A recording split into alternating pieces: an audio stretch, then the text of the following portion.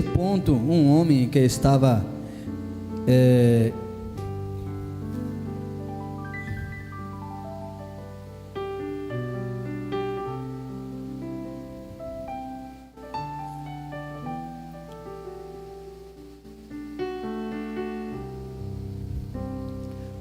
Lucas 12, capítulo 20.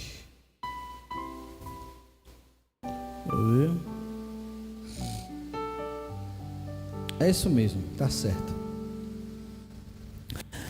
Vou começar a partir do versículo 13. Lucas 12, versículo 13. Ou 20. Lucas 12, a partir do 13. Diz assim, ó: neste ponto, um homem que estava no meio da multidão disse a Jesus: Mestre, diga a meu irmão que reparta comigo a herança. Mas Jesus lhe respondeu: Homem, quem me nomeou juiz ou repartidor entre vocês? Então lhes recomendou: tenha cuidado e não se deixem dominar por qualquer tipo de avareza, porque a vida de uma pessoa não consiste na abundância dos bens que tem. Eu vou ler os versículos e vou falando, que a gente conclui.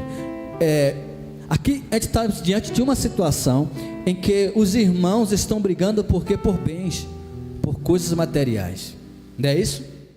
No versículo 3 fala: neste ponto, um homem que estava no meio da multidão disse a Jesus: Mestre, diga a meu irmão que reparta comigo a herança. Aqui estava tendo um conflito familiar, por conta de dinheiro, por conta de avareza. Então aqui nós percebemos que quando há uma confusão no meio da família, por conta de partição de bens, é sempre por conta da avareza, sempre por conta da ganância, não é isso? Então essas coisas Jesus condena. E aí chegou a ponto dessas pessoas irem até Jesus e questionarem isso. Porém, o que é que Jesus responde para ele? Homem, quem me nomeou juiz ou repartidor entre vocês? Aqui nós percebemos que Jesus ele não toma partido. Jesus está vendo aqui uma situação de total discordância. Então, irmãos não andam brigando. Talvez alguém que esteja me ouvindo agora está aí enfrentando situações como essa, a respeito de bens materiais, não briguem, não discutam. Quantas famílias não já foram destruídas por conta de ganância, por conta dessa forma de agir, dessa forma de pensar? Aí Jesus fala assim, então lhes recomendou. Então Jesus o que?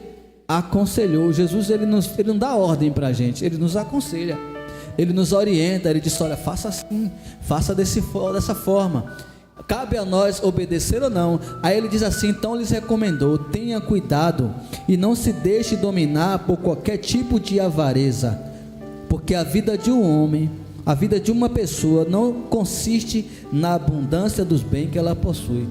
Ou seja, a sua vida é mais importante do que os bens. Então essa discussão de vocês vai acabar em morte, vai acabar em confusão. Então vocês são mais importantes do que essas coisas. Quantas pessoas que vivem brigando, às vezes eu vejo lá meus filhos lá, Raquel e Douglas, pau quebrando, porque de besteira, porque de carregador, porque de cabo, porque de café que um pegou, que outro não. O irmão gosta de brigar, né? E deixa eu ligar esse que está me incomodando.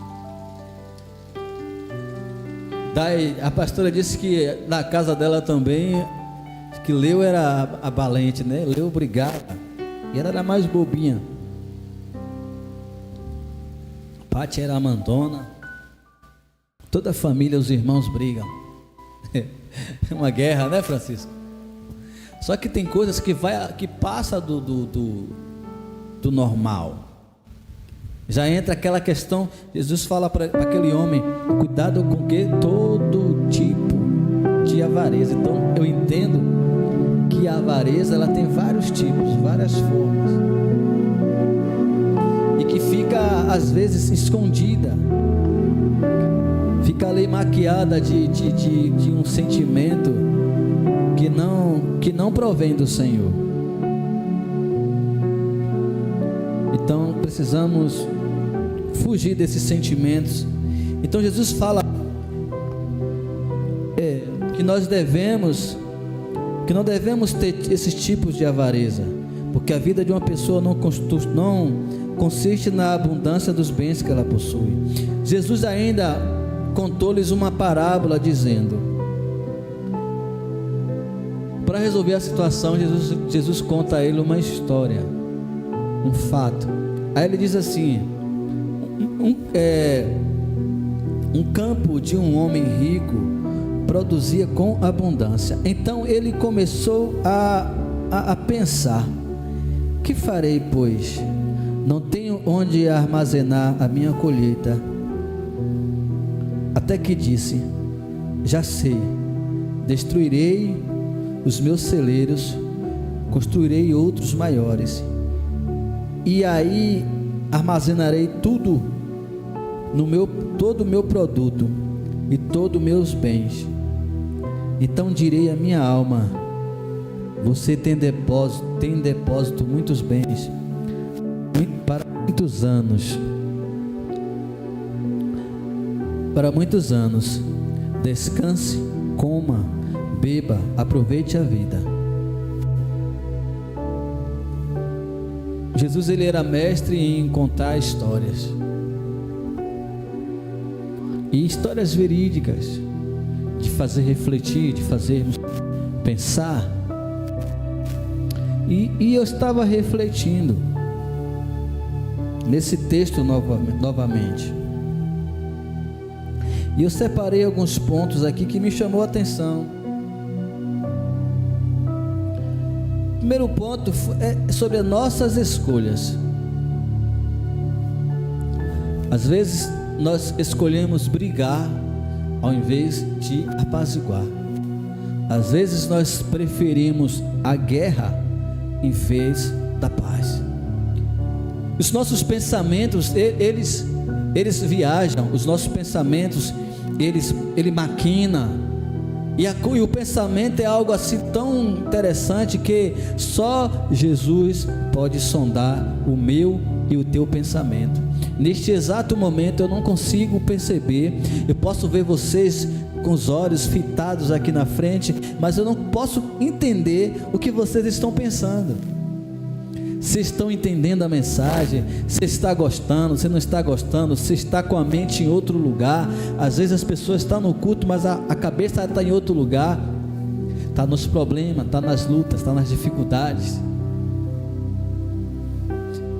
O pensamento é um mundo, é uma terra aonde Deus não deu autorização para que outra pessoa, além de você, ou seu próprio espírito, saiba o que está acontecendo. É por isso que é importante nós orarmos e pedirmos a Deus que o Espírito Santo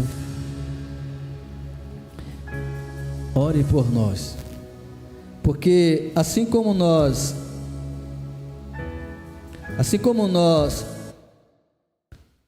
o nosso espírito sabe o que nós pensamos, o Espírito Santo de Deus sabe o que Deus pensa, sabe o que Deus pensa a nosso respeito. Então, quando ele vai a Deus com alguma oração, a resposta sempre será positiva, porque o Espírito Santo não vai pedir nada a Deus que ele não possa fazer. Então Jesus aqui alerta sobre o pensamento. Aquele homem pensou o quê? A minha produção está boa, está tendo muito produto, muita riqueza, eu preciso agora construir um celeiro, eu preciso ampliar.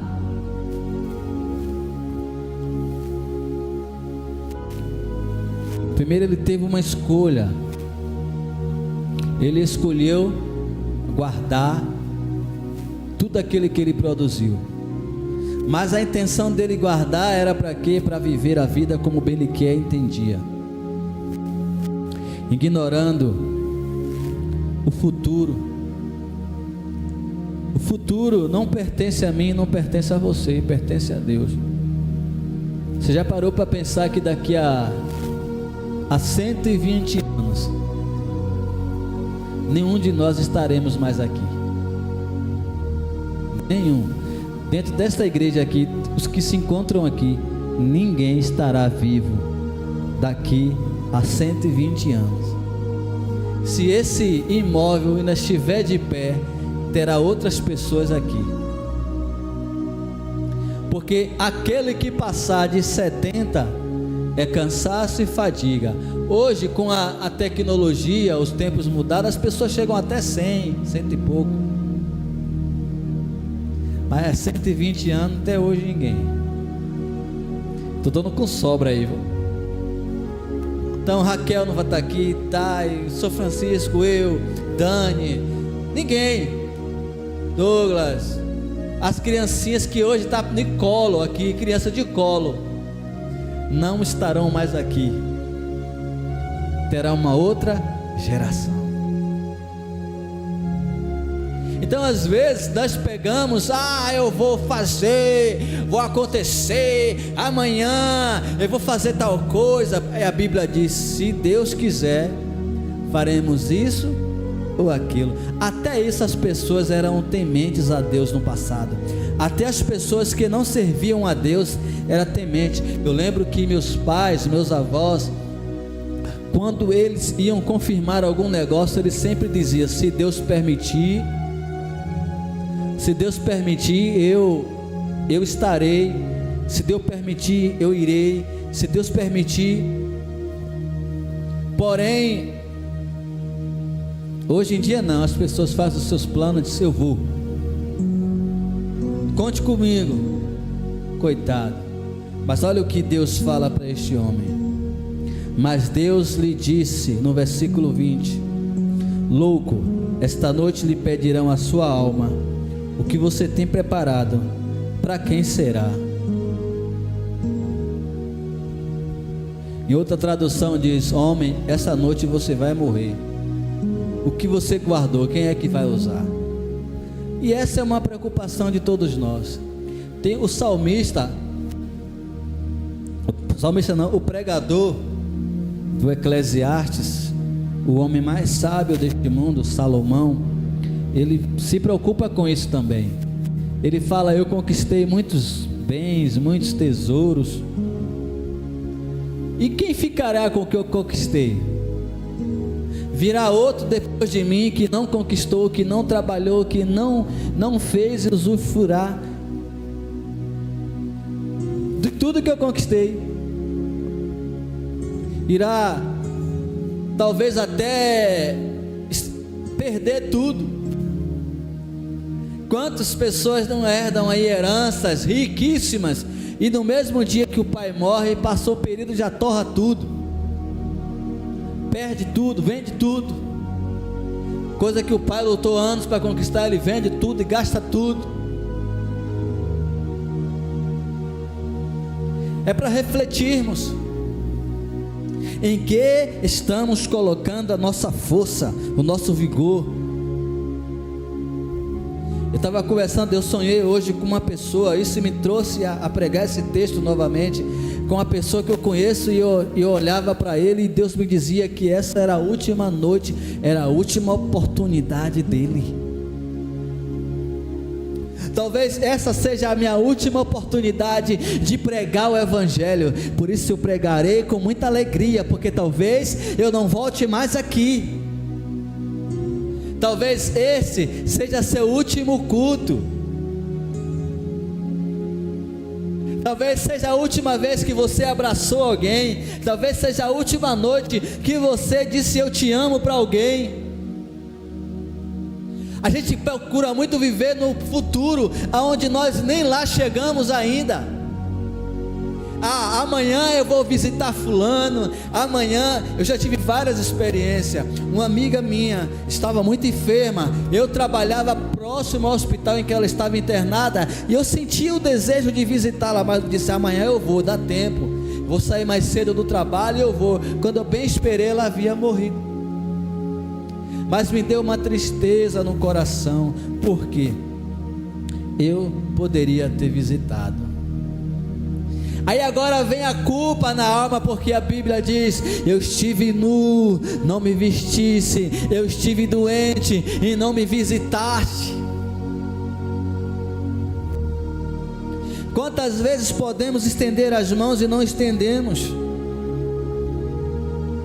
O meu professor de eletrônica, ele foi acometido de câncer. A última vez que eu conversei com ele pelo WhatsApp, logo no início do aplicativo, aí ele fala: vem me visitar, pois o câncer voltou, estou internado.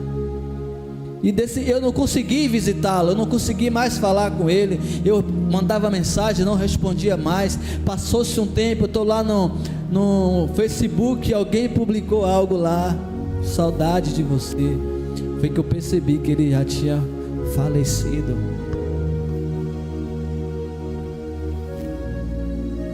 Então, às vezes, nós colocamos tanto empecilhos para fazer algumas coisas, confiando de que teremos uma oportunidade para fazer amanhã. Faça hoje, porque o amanhã pertence a Deus. Então Jesus fala: louco, esta noite lhe pedirão a sua alma, o que você tem preparado, para quem será? Assim é o que ajunta tesouro para si mesmo, mas não é rico para com Deus. Tem pessoas que só vivem para si mesmo, mas não é rico para com Deus. Como é que você se torna rico para com Deus? Quando no seu coração há amor, há bondade. Quando você faz, a Bíblia fala: quando você faz para um dos meus pequeninos, você está fazendo para mim.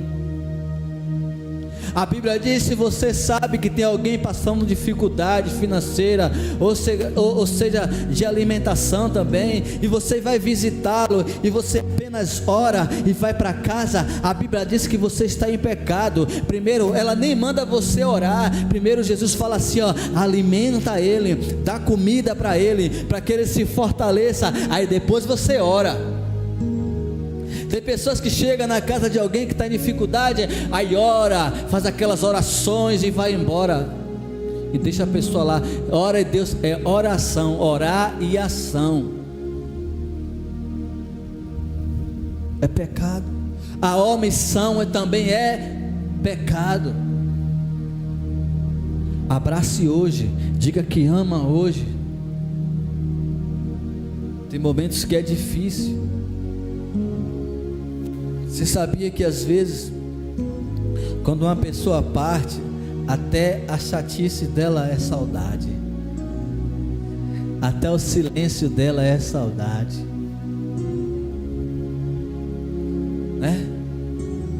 Tem pessoas que têm seus pais aí, lá na cadeirinha dele se balançando, ouvindo o seu rádiozinho, coloca um rádio, uma aguinha e conversa e reclama. No dia que parte, a pessoa vai sentir tanta saudade daquilo. Como tem seu nome dele em frente lá, Zeca, seu Zeca, que passa o dia todo gritando: eu faço, eu aconteço, ao mesmo tempo que seu Zeca está pregando, seu Zeca está falando mal da política, e seu Zeca passa o dia todo gritando. Um dia que seu Zeca se for, vamos sentir saudade, porque só resta para nós, enquanto aqui vivemos, amar, cuidar, quebrar alguns dilemas, alguns paradigmas. Minha avó estava enferma, fizemos um jeito e fomos lá para ver. Mas às vezes está do lado, está perto, está próximo, e nós não fazemos. Está na mesma casa. Eu acho muito bonito o carinho e o amor que Dani tem pelo pai dela. Porque Francisco dá um trabalho doido a Dani. Dani dá um trabalho doido a seu Francisco. É um dando trabalho ao outro, né, Francisco? Eu mesmo dou um trabalho doido à minha esposa. ela também dá um trabalho danado. Dou um trabalho dos meus filhos me dão um trabalho. É isso que nos torna família. É um ajudando o outro, é um suportando o outro. Ninguém é melhor do que ninguém. Todo mundo é chatinho, todo mundo tem seus problemas, todo mundo tem sua chatice, mas a gente também tem bondade. A gente também, as nossas qualidades cobrem os nossos defeitos. Eu tenho certeza que Dani hoje tem esse carinho por seu Francisco, pelo pai que você foi, seu Francisco, né? Pelo pai que o Senhor foi. O Senhor tem carinho por ela, pela filha que ela sempre foi. Mas não tem defeito não, seu Francisco? Tem hora que não dá raiva não? Não é? Tem hora que você fala assim, meu Deus, não aguento mais essa menina. Tem hora que ela diz também, meu pai não tem jeito. Mas chega o final do dia, tá os dois lá tomando café e conversando. Não é assim? Temos que viver agora. O que adianta ela virar as costas, aí depois que o São Francisco partir, quando chegar, não é agora não, vai demorar um bocado, viu, Chico? Ainda tem muita coisa para tu fazer aqui na igreja ainda, e na vida, tem muita coisa. Mas vai chegar um tempo, aí depois que se vai, aí vai dizer que ama, não, tem que viver agora. Tem que amar em vida. Eu estou aqui, estou de boa, mas daqui a um tempo eu morro, vou. Aí vai meus filhos dizer que me ama, se não fizeram nada por mim, em vida. Tem que fazer agora, tem que dizer que ama é agora. Não é depois que está morto lá, que não vê, não ouve, não fala, não sabe mais nada, não tem conhecimento. A Bíblia diz que depois que morreu, não tem mais obra, não tem mais sabedoria, não tem conhecimento, não tem nada. Aí bota uma flor lá, eu te amo, para nada, não tem nada ali. Eu te amo, esses cabelos, o amor da minha vida. Nunca fez nada em vida, negligenciou. Não somos imortais aqui nessa terra, somos imortais lá nos céus. Porque aquele que parte com Cristo tem a vida eterna. Aquele que parte sem Cristo também tem a vida eterna, mas é no inferno. Só existem dois caminhos, céu ou inferno. Qual vai escolher?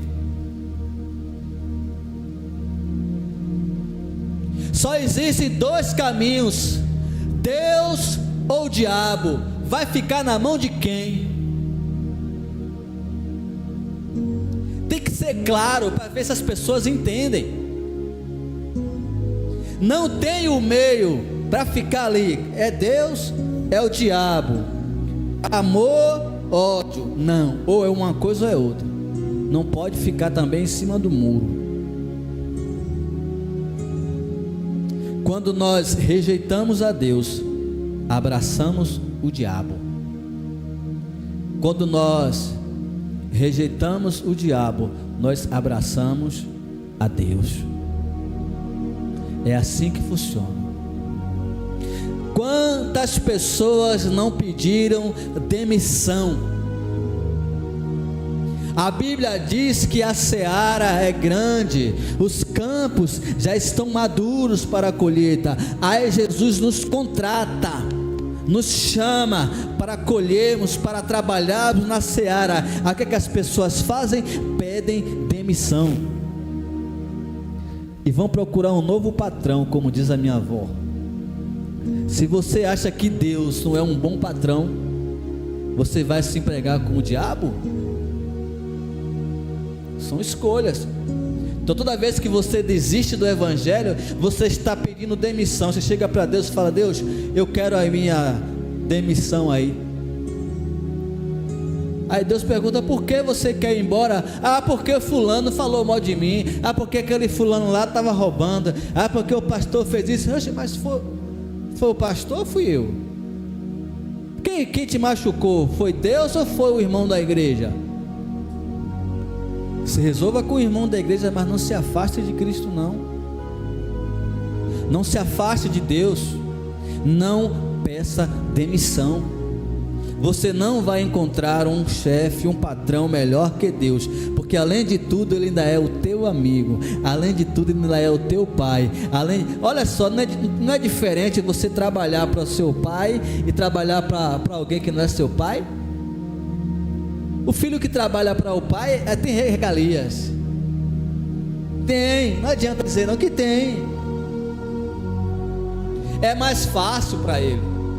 Mas você tem um amigo também, aquele que quando você está triste, ele te ouve. Deus sempre terá um tempo para mim e você, na pessoa de Jesus. Toda vez que você se achega a Jesus, você está se achegando a Deus. Toda vez que você fala com Jesus, você está falando com Deus. Toda vez que você ora para Jesus, você está orando para Deus. Porque Jesus disse: quem vê a mim, vê o Pai. Porque eu e o Pai somos um. Então a maneira de você se aproximar de Jesus é servir a Ele, confiar nele, e assim também você estará servindo a Deus.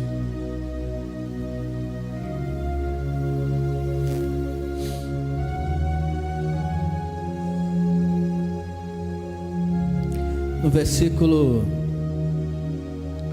32, Jesus olha para seus discípulos e disse: não tenha medo, ó pequenino rebanho. Eu acho isso tão bonito. Jesus está olhando para a gente aqui, ó, para a gente aqui neste local, e está dizendo para mim e para você: não tenha medo, pequenino rebanho.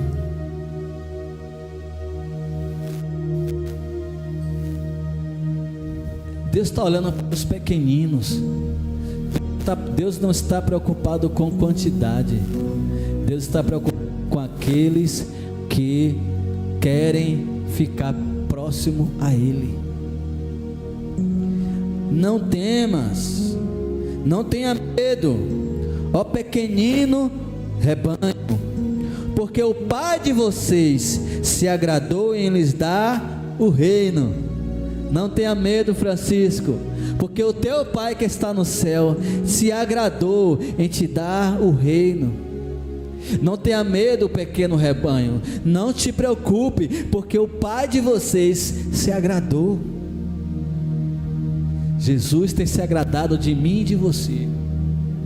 Quando nós viemos aqui e abrimos e pregamos e damos roupa, quando você vai lá vai procurar roupa, recebe doações, está aqui, as pessoas vêm, né, e pega as doações e leva. Quando as pessoas entram, nós oramos por essas pessoas, quando abraçamos, quando damos uma cesta básica, quando dizemos para ela que Jesus as ama.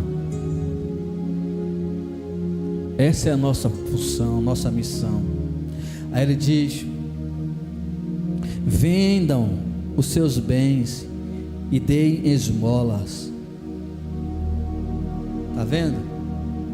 Ajude os necessitados. Façam para vocês mesmos bolsas que não desgastem. Compre coisa boa, faça coisa boa. Você não pode estar desperdiçando o seu dinheiro e compra uma coisa outra, amanhã já estragou, compra outra. Por que ele está falando isso? Tesouros inegociáveis nos céus. A nossa riqueza tem que vir de Deus, não na terra.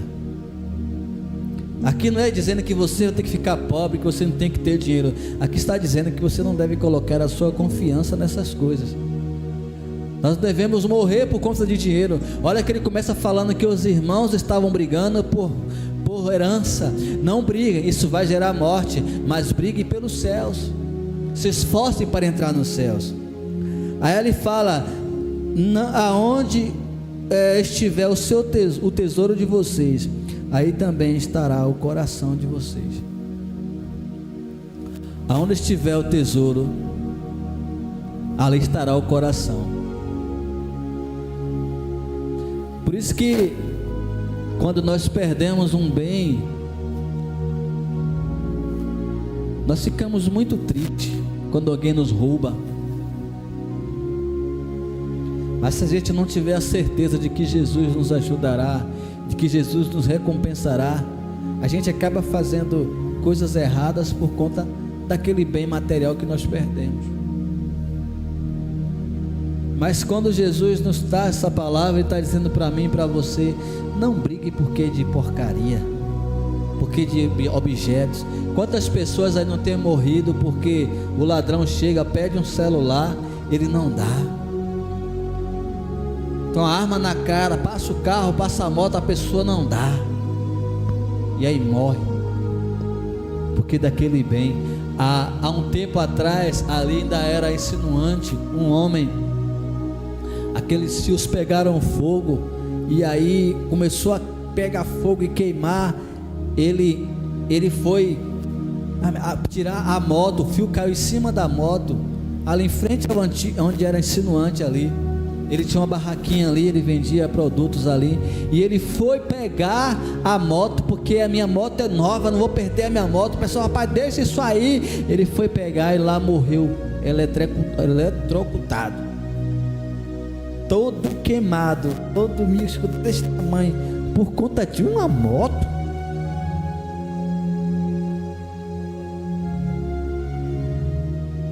É isso que Jesus está falando: não vos apeguei a bens materiais. Ele não está dizendo para você não ter, Ele está dizendo que não se apegue. Sua vida vale mais do que esses bens materiais. Aí ele fala: estejam preparados, com o corpo cingido e as lâmpadas acesas. Estejam preparados, estejam acesas as vossas lâmpadas. O que é a lâmpada acesa? Esteja com a palavra no seu coração, as lâmpadas acesas. Esteja acesa dentro de você o evangelho. Esteja pronto. Não deixe que as pessoas digam a você o que você não é. Não deixe que as pessoas coloquem na sua cabeça que não há salvação, que não há esperança. A sua lâmpada precisa estar acesa, porque Jesus voltará. Façam como os homens que esperam pelo Senhor, ao voltar Ele das festas de casamento, para que logo abram a porta quando vier bater. Bem-aventurado aquele servo que o Senhor quando vier encontrar vigilante. Em verdade lhes digo que ele há de cingir-se, dar-lhes lugar à mesa, e aproximando-se os servirá. Quer ele venha à meia-noite ou de madrugada, bem-aventurados serão eles os que encontrar vigilante. Porém, considerem isso: se o pai de família souber que hora virá o ladrão, não deixaria que a sua casa fosse arrombada. Estejam também vocês preparados, porque o Filho do Homem virá a hora em que você menos espera. Jesus vai voltar na hora em que você menos esperar. Na hora em que eu menos esperar, Jesus voltará. Mas bem-aventurado aquele que estiver pronto, esperando, aguardando. A volta do Senhor não é surpresa para ninguém. Se Jesus voltar hoje, nós subiremos. Hoje nós subiremos, porque estamos vigilantes, esperando, ansiosos a vinda de Jesus. Mas se Ele voltar hoje, talvez pessoas da sua família não irá subir, porque a salvação ela é individual. Infelizmente, muitos ficarão, porque não obedece.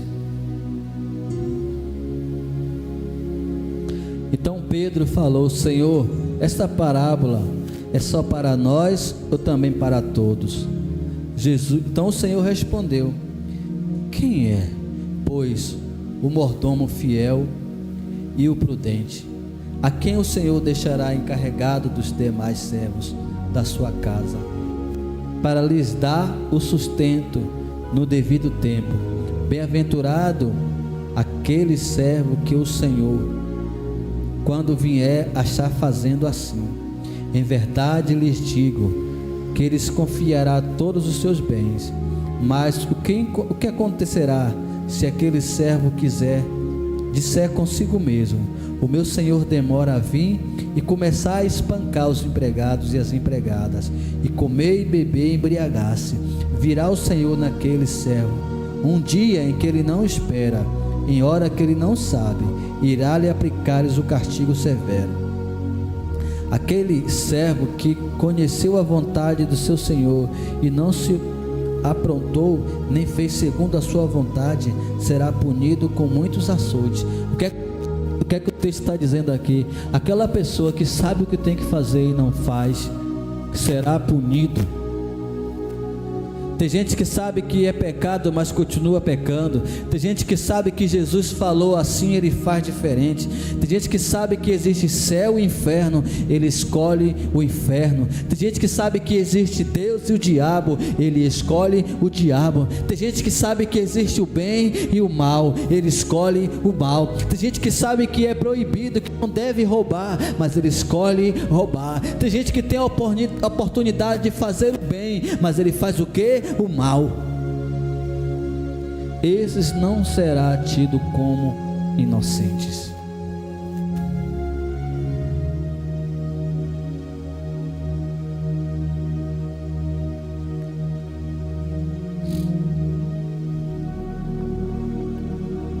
Aquele servo que conheceu a vontade do Senhor e não se aprontou, nem fez segundo a sua vontade, será punido com muitos açoites. Aquele, porém, que não soube a vontade do Senhor e fez coisas dignas de aprovação,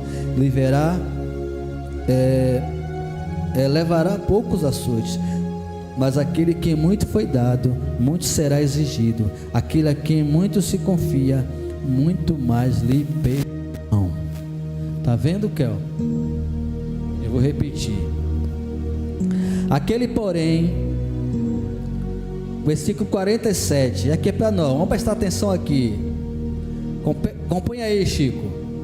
Aquele servo que conheceu a verdade do Senhor e não se aprontou, nem fez segundo a sua vontade, será punido com muitos açoites. Eu vou traduzir aqui, vou trazer aqui uma figura: o pastor que está com a Bíblia na mão, que está lendo, que está pregando, que está ensinando as pessoas, que sabe o que é certo e o que é errado, e fica aprontando. Esse vai apanhar até quando Jesus voltar. Ele não terá o céu, porque ele sabe. Um pastor sabe, não sabe? Se ele está ensinando outras pessoas, por que ele faz errado? Ele está dizendo: não cobice a mulher do próximo, e ele está pegando a mulher dos outros. A Bíblia, ele está ensinando: não roube, ele está roubando.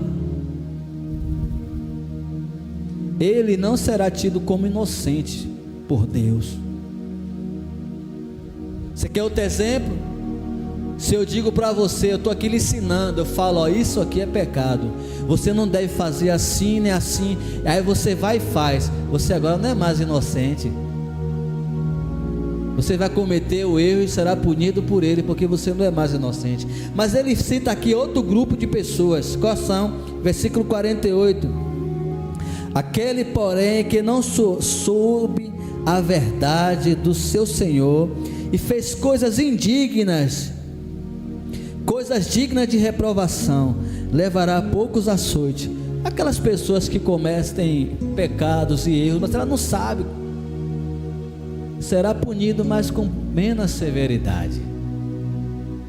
É aquela pessoa que comete uma falha, um erro, mas ele não sabia que era errado, será punido, mas não com tanta severidade, mas uma correção para ele deixar e alcançar a misericórdia. Mas agora tem outro tipo de pessoa. Aquele, porém, cadê? Mas aquele porém que não soube a vontade do seu Senhor e fez coisas indignas de aprovação, levará poucos açoites. Mas aquele a quem muito foi dado, muito lhe será exigido. Aquele a quem muito se confia, muito mais lhe pedirão. Aquele que muito foi dado, será cobrado. Então você não é qualquer um. Se Deus já te alertou, você precisa entender que você não é mais inocente. Deus perdoa o tempo da ignorância. Mas agora você já sabe, certo é certo, errado é errado. Não desista de Deus, não faça planos sem Jesus. Coloque Jesus nos seus planos.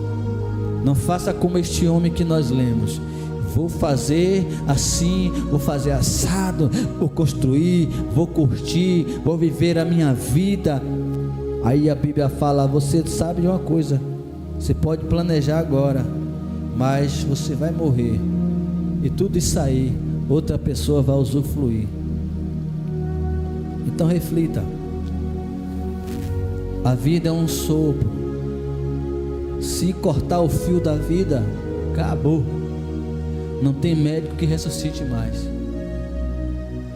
Se Deus puxar da tomada, não prega, não canta, não faz nada.